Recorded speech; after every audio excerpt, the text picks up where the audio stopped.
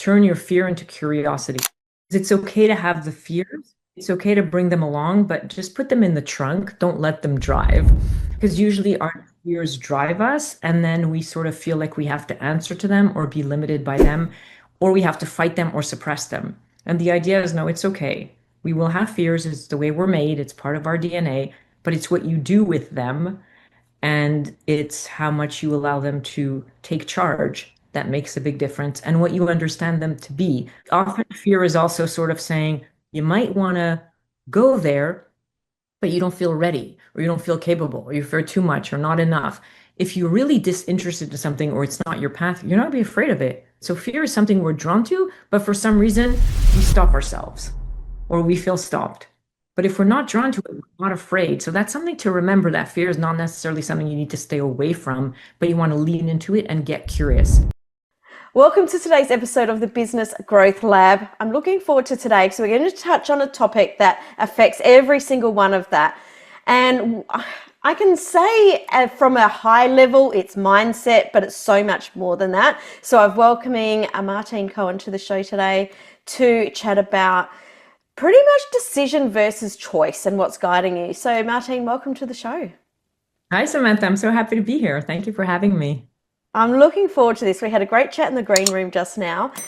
We don't know where this interview is going to go, and I think that's so magical because we're going to go down rabbit holes. I can tell already. That's the best part.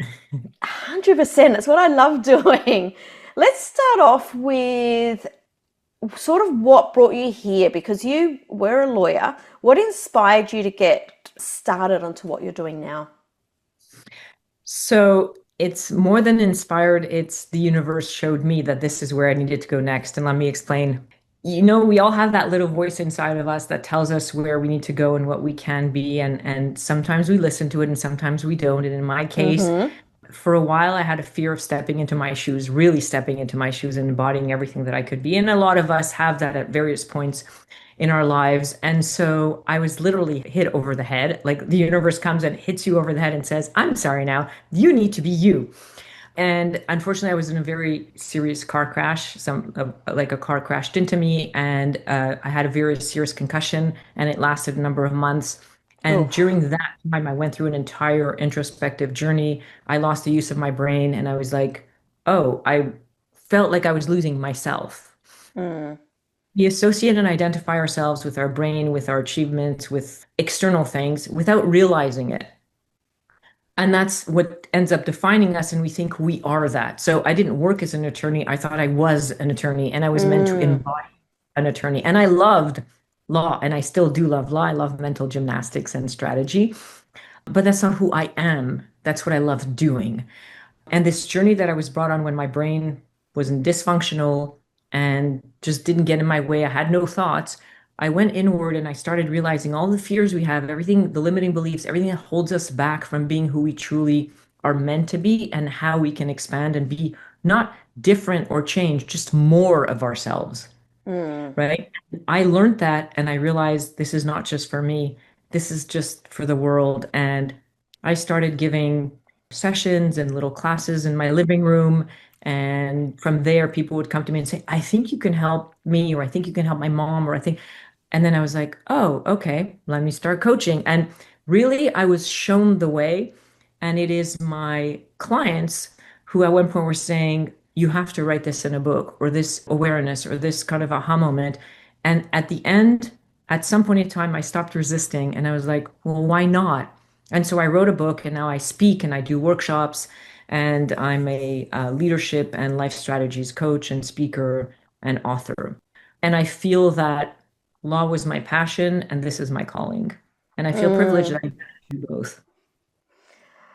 You know what I really love about this story is that, and this is a theme that comes up over and over when I interview people, is that we don't make this decision and go, all right, we're going to change perspective and now we're going to go and do this. And all of a sudden we've got this huge business that's one funnel away and we've got 100 clients. It's this like, oh, we've got this little whisper and we just try this thing. You said that you started running little workshops in your living room. Tony Robbins did the same thing. And I remember When I first started business coaching, I was actually a health and wellness coach, and people were asking me about how to start a business when we were in retreat.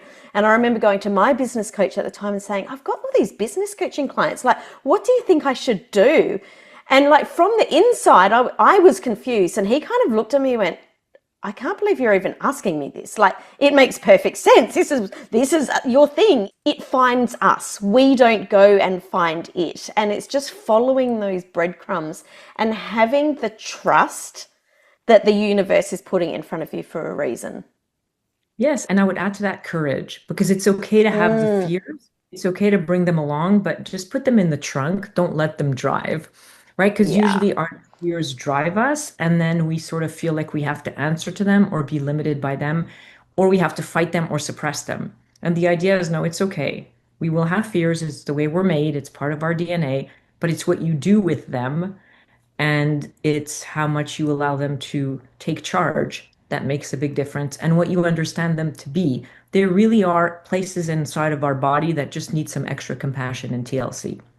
Mm, It's just not okay to say, I'm going to listen to you and I'm going to stop until I'm not afraid anymore. But saying courage means I'm afraid and I'm doing it anyways. Or maybe I'm mm, doing it because I'm afraid, right? mm, But often fear is also sort of saying you might want to go there but you don't feel ready or you don't feel capable or you fear too much or not enough. If you're really disinterested in something or it's not your path, you're not going to be afraid of it. You're just not going to feel anything. You're not going to feel drawn to it. So fear is something we're drawn to, but for some reason we stop ourselves or we feel stopped. But if we're not mm, drawn to it, we're not afraid. So that's something to remember that fear is not necessarily something you need to stay away from, but you want to lean into it and get curious. I do that a lot mm. with my clients. Turn your fear into curiosity. It's a great brain hack that keeps your brain busy trying to figure things out and go into exploratory mode, but where the fear no longer paralyzes you. Mm. I think I've heard that fear and is it excitement Mhm. are the Right? same the same feeling in your body. And that certainly helped me along the way doing some things where I'm like, okay, I'm feeling really fearful, but what if it was in excitement? And just kind of, I still feel fearful. Don't get me wrong, but like just trying to trip my brain into, Where the excitement comes from. yeah. It's two sides of the same coin. The frequency is the same. It's basically our understanding of a situation that'll make it fear or excitement. Fear is something you're going to move away from, and excitement is something that you're going to lean into. But it's the same frequency. So it's Mm, really how we read a situation, and if our brain decides this is a fear moment or an excitement moment, but it's the same unknown, and the rest of the components are basically the same. mm. Before we dive deeper into that, I want to go back and touch on something because I don't want to miss this. You talked originally about you weren't an attorney. Like you said, I was not an attorney, but I was doing attorney things. I've paraphrased that. That's not exactly what you said. But essentially, we allow these things to define us. And I want to tap into this really quickly because I've had this conversation a couple of times in the last 2 weeks with people that we do as business owners. Like we've created this thing and we're so invested in it that we really are defined by I am this person, I do this thing, I feel these things, success is who I am. And then something happens. We were talking before about switching a niche, or it could be that we close down that business. And in actual fact, that was the conversation as business owners. When we close down a business, we can really lose our sense of identity and really lose who we are.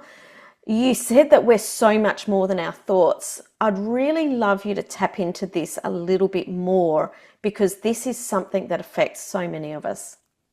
Oh, absolutely, Samantha. So, in reality, it can go even further than that. And sometimes we identify so much so with the business, not just our role in the business, so that if we close down the business, for example, we are a failure, Hmm. right? It becomes this sort of ever encompassing situation where if the business is thriving, that means I, as a human being, have value. And if the business has to be shut down or downsized or expanded or whatever it is, it's inherently there's something wrong with me. Like I am now a failure. My life is a failure. I'm a failure.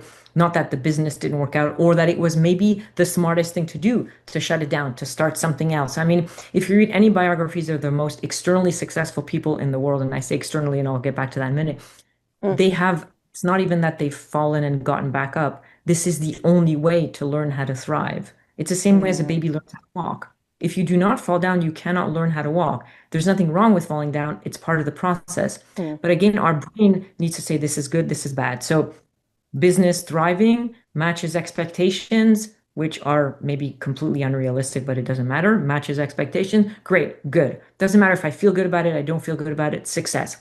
Lack of success, something unexpected that goes in a different direction. So I have to shut down the business. I have to downsize it. I have to move it somewhere else where I didn't expect. I have to get less employees, more employees, whatever it is. I'm having even trouble in it. We're very outcome oriented instead of process vested. And so what we do and who we are very different. What we do is a reflection of what speaks to us, what qualities we have. And that's really how we should choose what we do based on what am I good at and what do I need to strengthen? Because at the end of the day, we're here to grow and we're here to help each other and to connect. This is what we're put on earth here to do. It doesn't matter at the end of the day if you built a business, if you're of service in one way, in another way, it won't matter. What matters is, did it allow you room to grow? Did it really enhance your being? Did it make you go on a higher vibration and frequency? And were you able to help others and interact with other people? Because in human form, that's what we can do. So, not identifying with what you do to the point that it becomes who you are, not identifying with your thoughts to the point where it becomes what you are, but just understanding that you're a whole being and then you go out and get to choose what you're going to do. And you can do it based on what aligns with you, what attracts you to it, that as long as it's healthy, and the opportunities that it gives you to grow. So often we'll close a business when there is no more growth for us. It's just like sometimes, you have a great friend when you were younger, but you just outgrow each other. There's nothing mm, wrong. Nothing happens. It just kind of almost happens organically if you allow it.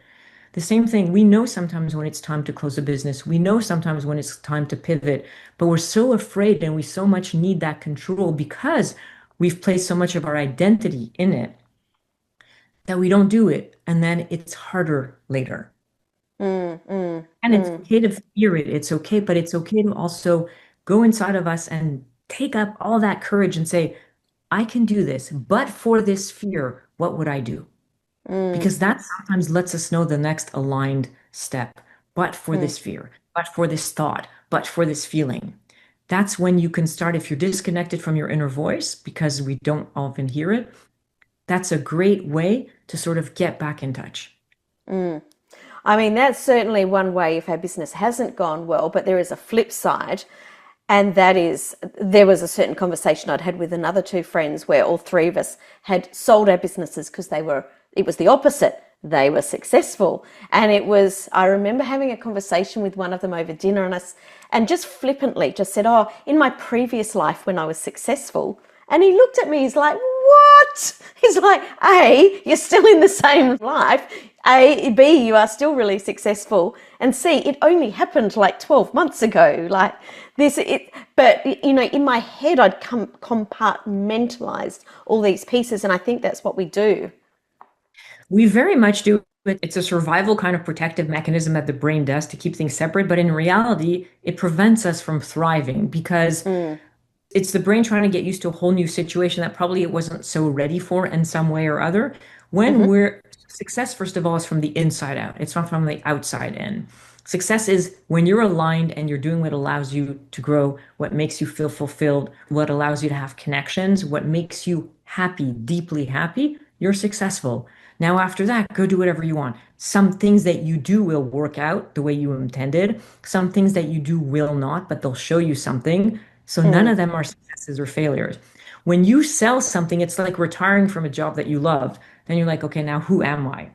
Well, I'm the exact same person I was before, but now I have this notch under my belt of like, wow, I sold a business that made it to that point where I could sell it.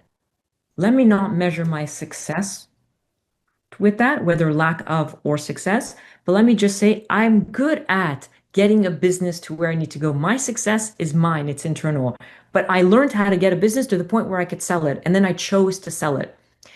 That's accurate, but it's not as personal in the sense of an identity forming situation. And when we allow our identity to be who we are, not more than that, then we're not attached to the outcome of something. Because even selling a successful business can be traumatizing Mm-hmm. and can sort of be destabilizing. Just like, empty nest if your kids are growing up and they're out of the Mm. house and they're arriving and you're like, oh, what's my purpose now? I was a mom. I play a mom in real life, Mm. but I am me who also has this hat and that hat and all the hats, and you can replace one hat with another, and that makes life interesting. So now that you've sold your business, well, what would you like to do? I love this that I am not this thing. I am not an attorney. I'm not a mum. I'm not a business owner. I am someone that does these things and it means this. So as we're either removing layers or changing layers or shifting our minds, what are some of the mental barriers that people might not even realize that they have? Oh, absolutely. That's a great question. So, first and foremost, the brain hates change. Status Mm. quo for the brain means safety because it means known, and known means a lack of danger. Therefore, you probably won't die. That's really how our brain works. It's very primitive. So, if we understand, the more we understand the way our mind and our brain works, the more we can talk it off the ledge, so to speak. And I Mm-hmm. do that with my brain as well. Your brain can be overwhelmed, but if you say, my brain is overwhelmed versus I am overwhelmed, there's a Mm. huge difference because you don't lose your footing, right? So one of the sort of mental things is that your brain will resist all change, which is why, for example, it's so difficult to start a new habit or to break one that you're desperately trying to break. I mean, if it's just up to you, just stop doing it. We're done, right? But the brain's like, but you've been doing this for so long and it works well. It doesn't matter if you're miserable, if you don't like it, but it works because you're alive. So let's not change anything. And we want to grow and we want to expand. And the brain is like, but I want to keep you safe. It's like a sort of like this hovering helicopter parent, right? That says, no, no, no, don't go out of the house because you might get run over. But if I don't go out of the house, I can't live, I can't breathe, I can't learn, I can't go to Mm. school. I can't evolve. So the first thing is to understand that. And the second thing is to say, do I agree with my brain's fear? Do I agree with this thought? We rarely question our thoughts. And another thing that I like to tell my clients and in my talks as well, we rarely think about our thoughts. Like you can evaluate a Hmm. friendship, you can evaluate a document, you can evaluate anything, a vacation, whatever you want, but you don't evaluate the quality of your thoughts and say, well, hold on a second. I really don't like this line of thinking. It doesn't align with me. It doesn't make me feel good. And it's not productive. So, this is not the way I want to see the world. And this is not the way I want to think. Brain, you reprogram your brain because it's very fluid and very elastic, thankfully. And so, when you give it a certain thought, it's like your smartphone, right? If you start giving it, a certain direction in terms of search or whatever, it's going to think it knows what you want and then it's going to anticipate what you want and give it to you. The brain works the exact same way.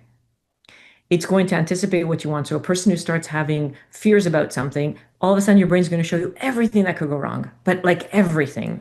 A person who's comfortable in a certain area, they don't even see what could go wrong. And if it goes wrong, they trust that they have the tools, to sort of deal with it, and they're okay with that. And we each have that in different segments of our life, in different areas. We're very comfortable in one area, and we're completely uncomfortable in another. And so if we have the skill set to be comfortable in one area, it means we also have it in the other. But it's a process, it's a step by step. And the first thing is questioning. Questioning is non-threatening to the brain because it's not fighting the brain. It's not having one thought for another that sort of like start this kind of like boxing match in the ring. It's rather sort of becoming curious. When we ask a question, the brain's like, oh, wait a minute. I never even thought of this. I never even thought of, well, do I agree with my thought? Many times I do that with my client. Well, I can't handle it. I have like, 2 a.m. I want to be asleep and I have all this incessant chatter. Well, do you agree to have this breach of your quiet and your inner peace? Like if your neighbor at 2 o'clock in the morning came to knock at your door, would you be happy? No. Well, this is what your thoughts are doing, right? And you're like, it's just when you're lying down in bed and ready to go to sleep and you Uh-huh. get into that deep sort of almost REM, and then all of a sudden your entire day plays in your head. It's like, really now? We don't have to stand for it. We don't, but we don't question it. We kind of feel that because it's us with us, we kind of feel that we just have to like, we don't have a choice and we're kind of stuck and we kind of like, fine, sort of like succumb to it or kind of resign ourselves to it as opposed to be like, okay, no, no, no. I don't agree with this thought. So why are you coming to me? I'm aligned with positive thinking. I'm aligned with I want more courage. I want more of this. We need to tell our brain what we want because it's supposed to be our best assistant, but it's not in charge. Wow, I love that. Can you go into that, like shifting that negative talk into that positive talk a little bit more? Because I had never even considered for a minute that at 2 a.m., which I know very well, that I could say, no, not now, Josephine. Exactly. I'm glad that your thought process has a name. I love it. Yes, the first thing to do is, and that's a little bit, it's not that easy to do, but it's to create some space between the thoughts and ourselves. And just like we are not our company and we are not our job and we are not the roles that we have in life, we are also not our thoughts. And if we understand that we are not our thoughts and it's our brain sort of like unwinding or being overwhelmed from the day and letting loose and not knowing what to do and just going all over the place and saying, I need to reel you back in. So if we approach it with curiosity and compassion, like the two C's, so saying like my brain must be very overwhelmed because it is created for the way that people used to live thousands of years ago, but it needs to be living in 2025 with waking up in the morning and already being overly saturated because that's the reality that we live in. We don't have mind space. It's not time that we don't have. It's mind space. And we think that it's time, but it's mind space. We don't have the availability, the emotional or intellectual availability to deal with things because we're so overly stimulated by everything. Everything seems like it's happening in our backyard. We have to filter way too many things, and for our brain, it has to go through all those things because it's afraid that if it misses out on something, you can be in danger. So it's the protector. So there are way too many things for it to do, and we need to help our brain manage life in 2025. We're fine, but our brain is not. And our brain is the generator of all those thoughts, those feelings of anxiety, of stress that are at levels that I don't think humanity's ever seen. No. And that's because it's overly stimulated. And you see it in like 5-year-old kids who suffer from anxiety. It's like at Yeah. 5 years old, what are you supposed to be anxious about? It's sad actually, but it's because it's just overly stimulated and overly bombarded by everything. So if we understand that, first of all, we can have rituals that help quieten our mind and not to worry if your mind is not quiet. Expect it. Your mind is overly saturated. So what can you do to help your mind be your best assistant rather than thinking you are your mind? Or like I thought, I am my brain is me, and that's it. It's to say, it's like, I don't know, if you're punched in the arm and it's throbbing, it's not you that's throbbing, it's your arm. You're going to put ice, you're going to do something to help that part of your body. Let's do something to help our brains so that it can relax, it can be quiet, because if it's quiet and relaxes, we can do what we need to do and it can help us along, right? So looking at it more as a partnership rather than as the boss or who we are. We're not our brains. And that's something I learned when my brain was not dysfunctional. But after a while, I felt like myself again. So I was like, well, if my brain's not working, but I'm feeling like me eventually, then what is this awareness? What is this consciousness that even knows that my brain is dysfunctional? Because I would not be able to have this conversation with you, but I had a lot of inner awareness about my fears and what was going on inside of me. I just wasn't afraid to feel my fear. We are very afraid of fear more than anything. So we'll do anything to stay away from that. But what if we weren't afraid of fear? We just look at it, face it, and see, do I agree with this fear? Do I agree with this thought at 2 a.m.? They're all related. And when we look at it that way, as we're in charge, but we might have, you know, a few components along the ride that are not quite there and need our attention, right? If my brain is overwhelmed, there's something about this world that's overwhelming it. Let me show it how not to be overwhelmed because I am not overwhelmed. So you're not your thoughts, you're not your feelings, you're not your fears, you're not your layers, you're not those limiting beliefs, you're not what holds you back. You're you. Now go out into the world understanding that these things exist in the main components of you that are meant here to be along with you for the ride, like your brain, like your thoughts and your feelings. But we can reprogram that to whatever we like by just realizing that if we're not those things and those things are being generated for us and presented for us, we need to have a dialogue and question it. Because once we have awareness and we understand where it's coming from, it's no longer there. It really dissolves. You mentioned reprogramming there, and we were talking about what we have awareness of. So we're talking about the 2 a.m. problems. We know that's there. We're able to reprogram that. What about limiting beliefs, old patterns, these things that are playing out unconsciously, subconsciously, that we're not aware of. How can we start to reprogram those when we don't even know that they're playing there in the background? Yes. So my book, No More Layers, I call them layers because that came to me as they're layers between us and the relationship with ourselves and the interconnection in the awareness that we have of ourselves, because awareness is key to everything else. If you're not aware of something, you can't understand it, you can't change it, or you can't reframe it or rechannel it. You're kind of stuck with it. And that's what those limiting beliefs are, those, sort of mental constructs, those identities, all of that, all of who we think we are or must be or should be, all of those things are brain created from childhood. They go so far back when we didn't have any filters. It's the way we understood the world at the time, it's the way we perceived it, it's what we were told, it's a mixture of everything of nature and nurture. But at the end of the day, then we have these foundational layers that are created at a very young age when we don't know that they're even being created. And then they have all these derivative expressions as we get older in so many areas. So when you go back to the source and you dissolve that, everything else sort of like, sort of stems out from there, and you're all of a sudden freed from all that. And so all that, those juicy questions they're all in my book, all about the layers that we have, why they're formed, how they're formed, what they can be, questioning ourselves through them. But the awareness is key. And most of us, without realizing it, are so afraid to go inward and see what they are because our brain stops us from going into that inner landscape. And that is why we're not aware of it. So every time you have a fear or a thought and you question it, you bring the subconscious part of it to a conscious level. Once it's at a conscious level, that's when you get to choose what you want to do with it.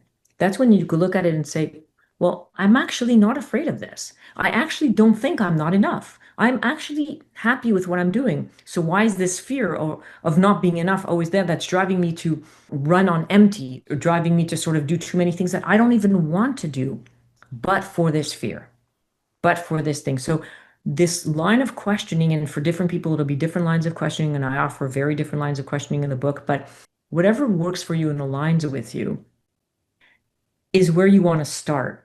And that's how you slowly reprogram. And it's really the brain doesn't need a lot. The brain needs consistent little sort of inputs in order to change. And then it lets go of its grip because you give it something else to look at and to get busy with. So, first and foremost, it's to question, because when you question, your brain wants to find the answer for you.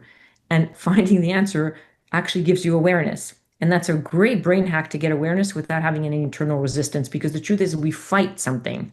We feel, we Mm-hmm. have internal tugs of war all day long. That lets you know that you want something and you have a layer holding you back. That's the best way to know that there's something in there that doesn't belong to you, and it's maybe time to discard it whenever you have an internal tug of war.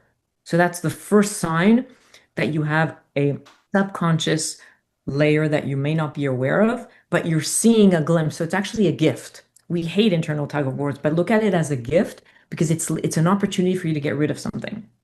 Mm. Now, you're talking about the book here, book No More Layers. Can you share a little bit more about, who this book's for, why they would want to get a copy, and share a little bit about where to get that?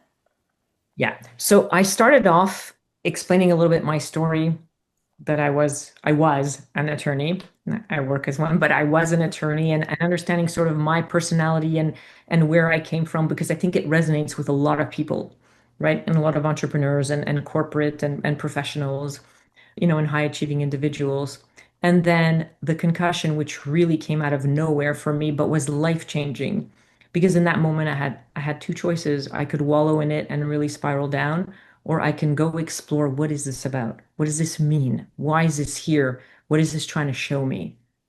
And I'm grateful to myself from 8 years ago for having sort of chosen the latter of let me go explore. And the reason I was able to do that was because my brain wasn't stopping me. There was no fear because it was dysfunctional. So it's what I call the blessing Mm. of a dysfunctional brain, because literally that's what happened. My book is really there to meet the reader wherever they're at. So it took a while to write because I didn't want to write it for a specific person that's a specific part in their journey, or place in their journey, but rather anyone. Anyone who's just starting to ask question, has a sense of discomfort, wants more, feels there's more to life, but they don't know how to access it. Something's holding them back, but they would like to break free. Something makes them feel down or not fulfilled or misaligned or lack of clarity. Any of the things, or a fear that's doesn't have to be paralyzing, just has to kind of be there. Anywhere where your thoughts are not processed in the way that you would like. Any of those things, which I think plague almost all of us all the time, right? Yeah, absolutely. Going through, first of all, a whole sort of understanding of the fact that we are born with an inherent relationship to ourselves. And it's probably the one we neglect the most and the one that we're least aware of in its Mm, depth and intricacies. We're very outwardly focused as a society. We value inward connection a lot less, even though that's the one we need much more. So there's a hmm. whole chapters on relationship to self, and then look at the relationship to yourself. Is that the one you would like for yourself? Do you like that one? What would you like to do about it? What would you like to do differently? Because we often criticize ourselves or self-talk, but I don't know if we would tolerate the way we speak to ourselves or think about ourselves. I mean, the way if we would with a friend, or we would just walk away from that friend, Totally. right? Totally. We don't think of these things. We do not have the mind space or the awareness. So for me, it was like, I think this is a birthright. I want to put it out there in the world because I believe people have a right to know this and understand themselves so well that then they can choose the relationship they have with themselves. They can choose how they want to live even before they've like left their doorstep and how they want to show up to the world.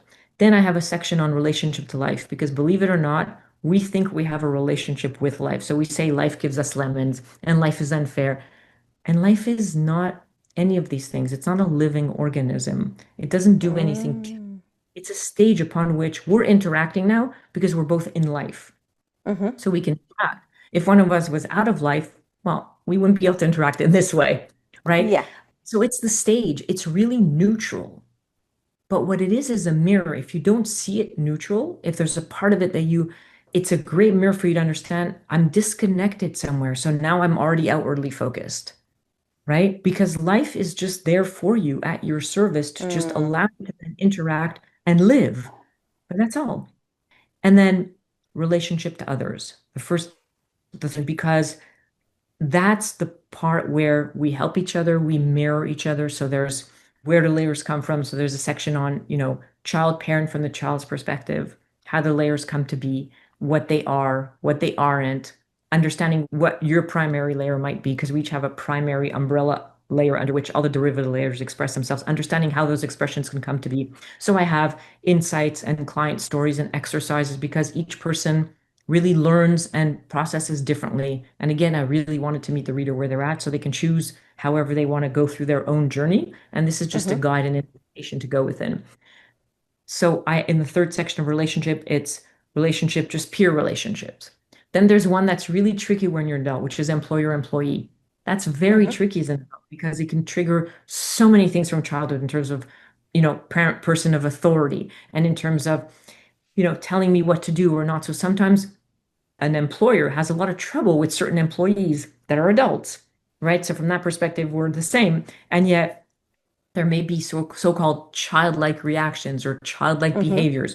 Or an employer who's like, I'm the boss, and that's it. We're not the boss. We're the leader. Very Hmm. big difference. Can you be the leader? So different. And before you're the leader of somebody else, can you be the leader of you? Ultimately, Hmm.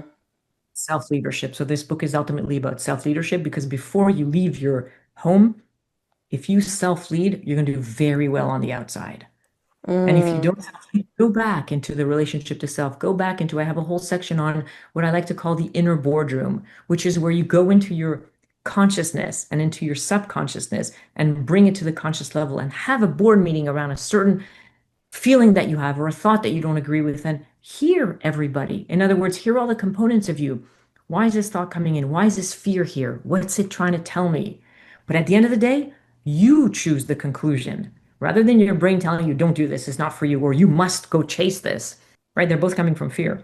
You get to choose. And that's when you mm, can start hearing your inner alignment, feeling it.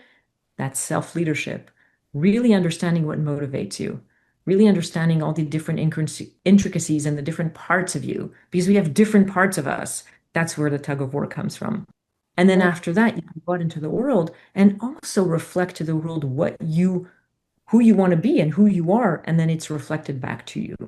So we're mirrors for each other. I love that. Where can we go to get a copy of this book? So you can go on Amazon, and for all the Australians, I'm also on Amazon Australia. So because I'm Canadian Excellent. Australian, we're close, we're buds. So yeah, so you can totally find it on Amazon. And there's also my contact information there. I love to hear from the audience. I love to connect with people, and so please feel free. It's like an open door policy, so to speak. I love that. All the links will be down below so that you can go and click through. You were talking about self-leading then when you were explaining about the book. And I think that to be able to self-lead, I'm going to use the word thing. It's a bit of a joke for me at the moment. If I can't think of a word, it's like a thing. Sure. Self-lead works together with accountability. But I think accountability is often framed as something that's imposed on us. What does it truly mean to own yourself and be accountable, and how can we start practicing that today? So owning yourself means that you're in total control and everything that you do is your choice. And I want everybody to just integrate that for a second. Because as much as we want to be in control, we don't. We prefer to give over our power, even if that's what the result is, but at least attribute some blame or responsibility on something or someone else. It's so much easier. Imagine if everything that's going on in your life right now is 100% you're doing. That's not so comfortable because the things that you don't like, you'd rather say, oh, it's because this person gets on my nerves and this one triggered me and it was raining today or I got a flat tire, that's why I'm in a bad mood. Or no, now we're going to reframe that and say, I'm in control of every single one of my reactions and what I like to call proactions. In other words, how I show up to the world in every situation is entirely up to me. What I show up to is not. Let's be clear on what we control and what we can't. But what I show up to comes to me, nothing to do with me. How I show up to it is everything to do with me. So I had a bad day because, no, I had a bad day because of me. Hmm. Oh, shoot, no, I don't like that one so much. But what if it was true for a second? Mm. Oh, wait, but it also means I could have had a good day Hmm. because then it's not about the external circumstances. But if it's not about the external circumstance about me, that means I have a lot more power than I'm allowing myself to use. So I relinquish power every time I say it's because of, and that's something external. But if I say it's because of me or thanks to me, imagine I had a bad day thanks to me. Sounds very counterintuitive. It does. But, but, but if we say that, so first of all, it's not judgmental, it's positive, which is helpful. And second of Uh-huh. all, your brain's going to double think, what do you mean thanks to me? Well, it means I have the power. So if I have the power to have a good day, even when something bad happens, because I reframe it, because I show up to it and I'm like, wow, I survived this. I went through this well. I didn't think I could. That's empowering. It doesn't matter what happens on the external. It matters how you show up to it and what you do with it. And that's really the power because some days where for some reason you're feeling so amazing that anything could go wrong and it doesn't matter. We all have days like that. And all of a sudden you're like, wow, that was a great day. Well, what happened? I don't know. I had a flat tire, but it really worked out. And somebody came to help me. And right, we have those days. So what made it a great day? It wasn't the flat tire. It was our mindset. We like some people will call it approach, attitude, but really it's the mindset. It's the fact that you're so deeply connected from within that you never relinquished even an ounce of power to anything external to you. And therefore you made it work. Mm. We will usually make work. The universe never sends you something you can't handle. Hmm. So we can make work whatever's before us, A, if we trust ourselves, if we stay connected, if we keep lines of communication open and we don't disconnect from ourselves, deny something. We're very clear on how we feel, but we keep moving forward anyways. And we choose what aligns with us in that moment. Okay, what can I do here? Not expectations, just curiosity. This is an adventure. Life's an adventure. So let's go explore. What can I do with everything, with who I am, and with all of my tools in my toolbox? Okay, which one am I being called to use right now? I'm not judging. I didn't draw a conclusion. I'm in my process. Our brain's going to go quick to judgment. So that's where you really back in. Hold on a second. I don't know what's going on here. I have no judgment because I don't know. But let me see what I could do. Mm. So there's that openness, that curiosity, that almost like wanting to be in life and experience it fully. but then there's an openness that remains. I think that was a beautiful way to end. Life's an adventure. Let's go explore. And I think that's just such a fun way to really look at life and have this experience that we're having right now as humans, having this human experience. So Martine, thanks so much for coming on the show and sharing your genius with our listeners. Thank you, Samantha. It was truly a pleasure.